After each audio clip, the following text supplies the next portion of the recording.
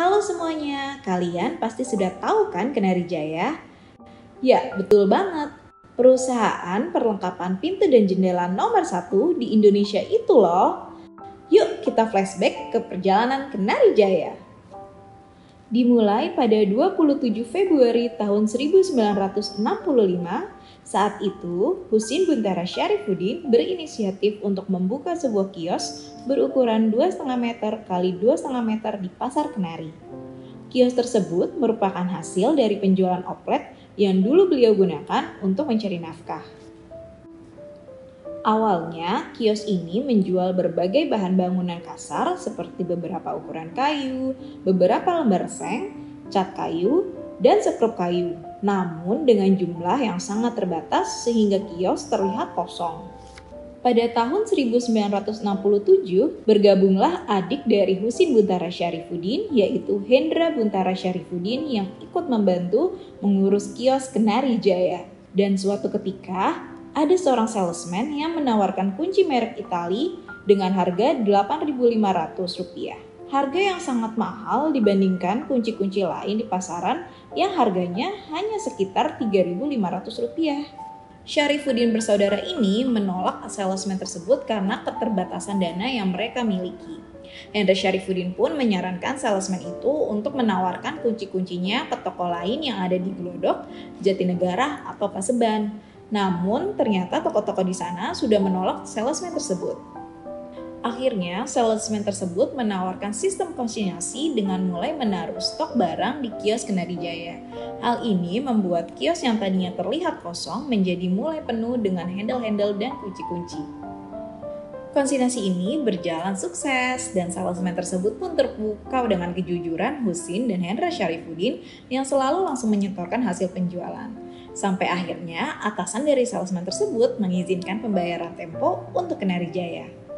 Memanfaatkan fasilitas tempo ini, Husin dan Hendra Syarifuddin mulai memutar uang hasil penjualannya untuk membeli perlengkapan pintu dan jendela lain sehingga kios Kenari Jaya semakin lengkap.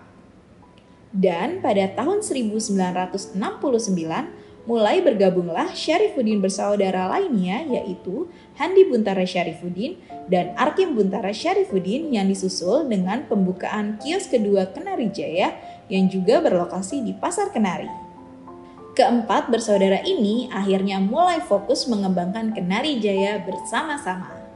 Perjalanan sukses Kenari Jaya tidak lepas dari andil Gubernur DKI Jakarta kala itu, Ali Sadikin, yang mulai membangun Jakarta menjadi kota metropolitan seperti saat ini.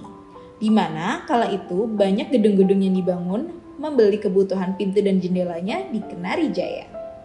Saat itulah banyak masyarakat yang mulai mengenal Kenari Jaya sebagai penjual kunci pintu terlengkap di Indonesia.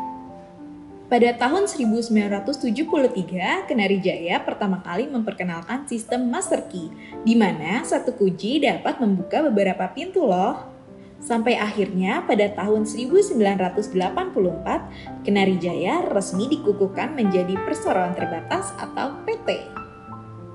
Di tahun 1983, Kenari Jaya resmi menjadi distributor tunggal untuk seluruh produk Cisa yang telah dikenal sebagai produsen produk keamanan di Italia.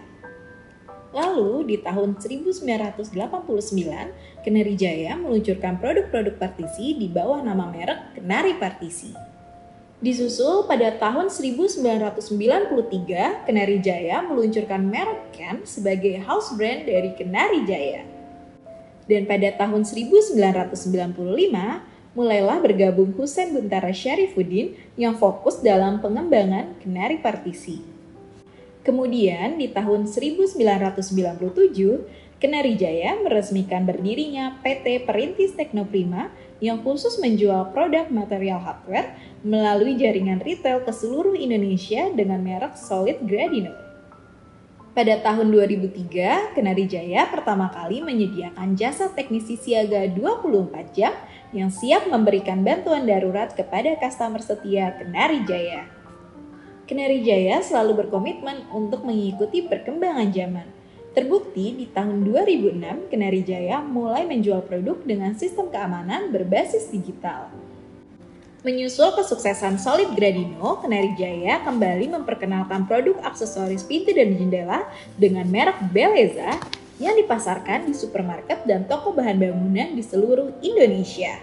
Mengalami beberapa kali rintangan ekonomi akibat krisis moneter sejak tahun 1965, tidak membuat Kenari Jaya goyah.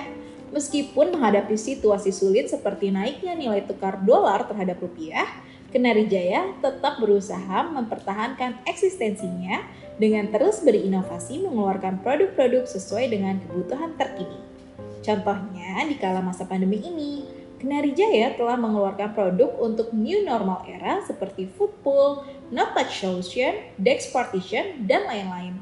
Bahkan di tahun 2021, Kenari Jaya dan Himpunan Desainer Interior Indonesia atau HDII berhasil menyelenggarakan kompetisi desain handle pintu yang pertama kali ada di Indonesia loh. Hingga saat ini, Kenari Jaya sudah memiliki beberapa cabang di kota-kota besar di Indonesia, antara lain di Jakarta, Bandung, Semarang, Yogyakarta, Bali, Makassar, Medan, dan satu cabang baru di Gading Serpong. Pencapaian Kenari Jaya lainnya adalah perolehan 6 rekor muri.